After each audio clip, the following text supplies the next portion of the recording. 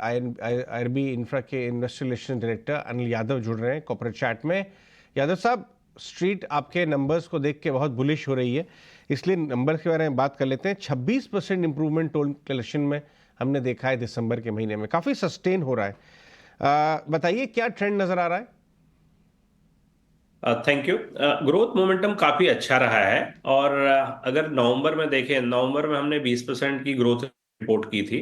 नवंबर से दिसंबर में कोई नया प्रोजेक्ट ऐड नहीं हुआ, फिर भी द ग्रोथ मतलब on backdrop of traffic itself रफली मतलब 26% की ग्रोथ दिसंबर से दिसंबर में आई हुई है।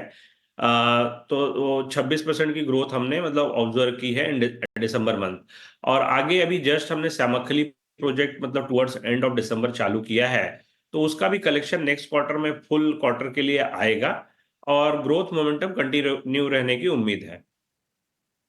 ओके, ठीक है। तो आपको आगे ग्रोथ मोमेंटम अच्छा दिखता है। आपने कहा हालांकि कोई बड़ा ऑर्डर नहीं दिखा था, लेकिन आगे किस तरह की ऑर्डर विजिबिलिटी भी दिखाई देती है? आपने एक प्रोजेक्ट तो जो गुजरात में है उसकी बात तो की, लेकिन आपको एनएचएआई से भी काफी बड़े ऑर्डर्स मिले हैं। मेरा कहना था मतलब दिसंबर में मतलब कुछ नए प्रोजेक्ट ऐड एक्सेप्ट श्यामखली 3-4 दिन छोड़ के बाकी कोई मतलब प्रोजेक्ट ऐड नहीं हुआ। ऑर्डर बुक तो हमारी लास्ट 6-8 महीने में रफली हमने 16 से 17 हजार करोड़ के ऑर्डर जीते हुए हैं, जो कि टीओटी और टीओटी प्रोजेक्ट्स थे। और आगे जाके भी एनएचएआई की पाइपलाइन काफी रोबस्ट है। जैसे हमने लास्ट टाइम डिस्कस किया था कि एनएचएआई का मोड ऑफ अवार्ड चेंज हो रहा है।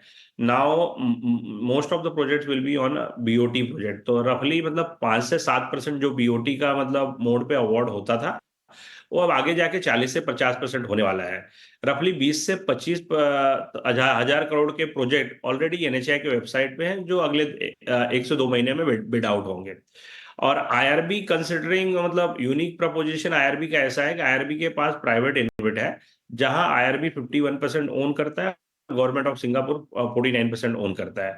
तो आईआरबी की रिक्वायरमेंट, इक्विटी रिक्वायरमेंट 51% से रिड्यूस हो जाती है। Typically BOT project 70-30 debt equity से फंड होते हैं, तो 30% का equity because of the financial partner in place, हमारी equity requirement almost 15% of the project cost हो जाती है।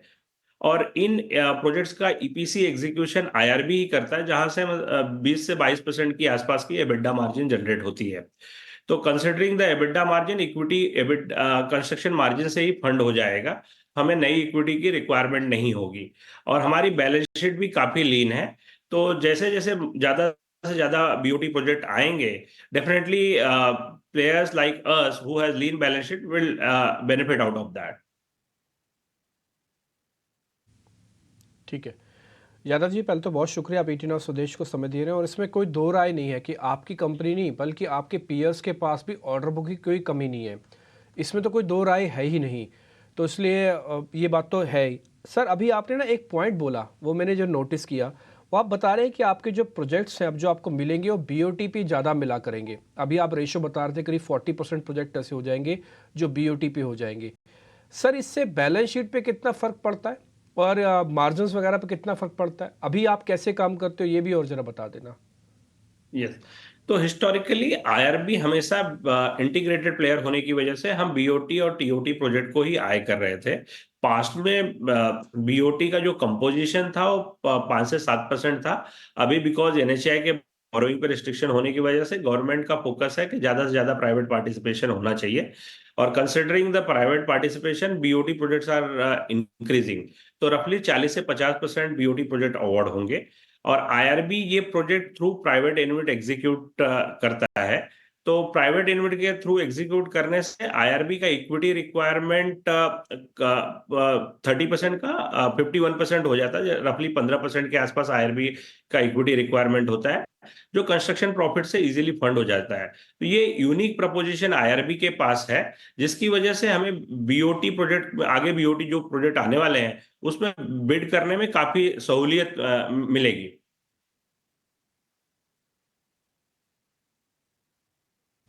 यादव जी, बहुत बहुत शुक्रिया, थैंक यू वेरी मच। आज आपने समय निकाला, अच्छे से बातचीत हुई और ये इंटरेस्टिंग पॉइंट आपने बताए, हमारी रिसर्च का पार्ट भी नहीं था बट आपने हमको अच्छे से बताया कि बीओटी वाला जो हिस्सा है ना वो आपकी बैलेंस शीट में बढ़ रहा है और आपके पास तो इन्विट भी है, तो आप उसी से सब कुछ पूरा भी कर लेंगे। बहुत शुक्रिया sir, thank you very much.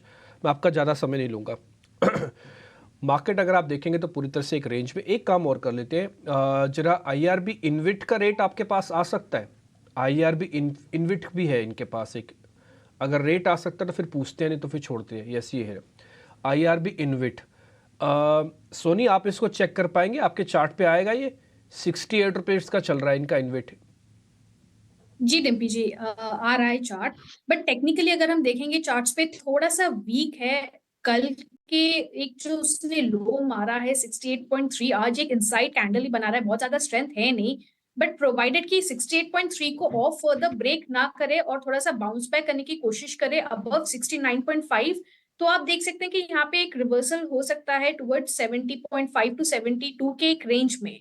सो बहुत क्रूशियल रहेगा 68.3 का आज क्लोजिंग बेसिस पे वॉच करने के लिए। अभी फिलहाल इसमें बाय या सेल ट्रेड की रिकमेंडेशन नहीं बनेगी। 68.3 अगर ब्रेक करता है तो वहां से और वीक बनेगा टुवर्ड 67 अगेन।